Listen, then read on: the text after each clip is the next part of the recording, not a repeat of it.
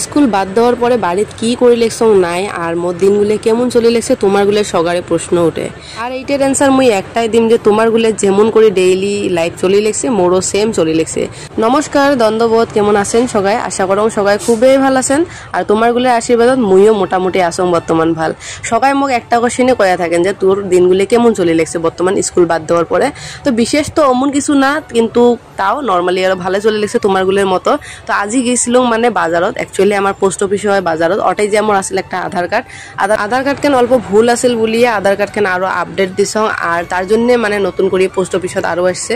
কয়েকদিন কন্টিনিউ ঝরি পাওয়ার পরে হঠাৎ করে আজি কিন্তু খুবই রোদ দিছে আর গরমও খুব। তো বাজারত নিয়ে নিলাম মুই বাড়ির জন্য অল্প খরচা। তার আজি অল্প আছিল কম্পিউটারের দোকানত কাম, তার জন্য কম্পিউটারের দোকানত গেছিলাম কামটা সারির জন্য।